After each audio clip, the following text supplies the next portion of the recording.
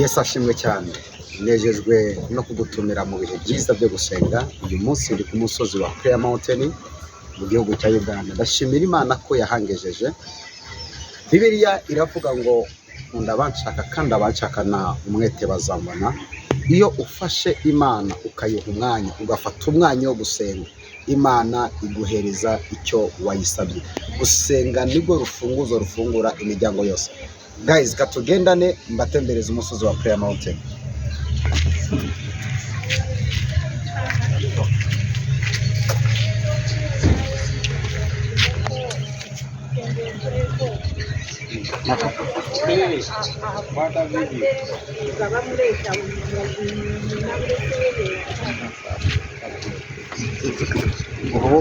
Ubu tuvugana babampaye agatebe ko kujya gusengeraho nicaye. Imana imuha abana barinda aho ngaho.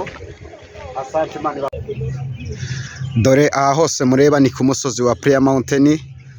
Izo modoka zose mureba ni iz'abantu baje gushaka mu maso h'Imana. Ari abantu bazi ngo gushaka Imana nibyo abantu b'abakene, nibyo abantu badasobanutse. Ariko reka mbabwire, nta kintu cyiza kiryoha nko gukorera Imana. Nta kintu cyiza kiryoha nko kubana na Kristo. Ubutunzi bwose wagira budafitemo Yesu bwakuriza bosha umuntu udatunze. Ibintu byose bijya biryoha iyo Yesu abirimo. Murabona aya mamodoka, aya mabasi, na mabasi yazanye abantu tugiye gusenga. Ni abantu benshi baje ku musozi tugiye gufatanya gusenga Imana. Mu kanya turaba turi mu bihe byiza byo gusenga. Ndagutumiye uze kuza kubana natwe mu materaniro. Mu kanya araba live.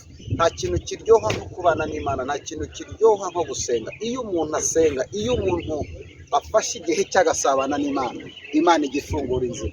Muze ndacyakomeza kubatembereza ku musozi. Kama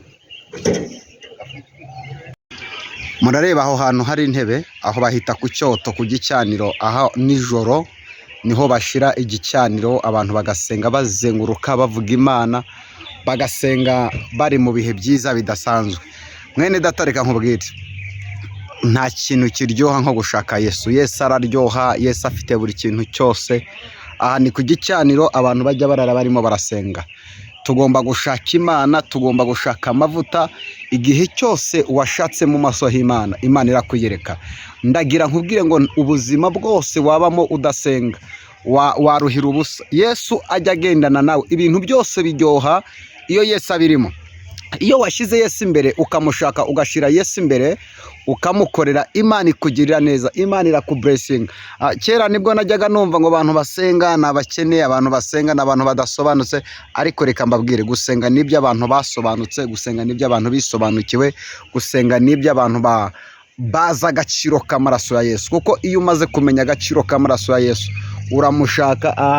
Aha mureba haje abantu baturutse mu bihugu bitandukanye, baba baje kuri uyu musozi gushaka mu maso h'Imana.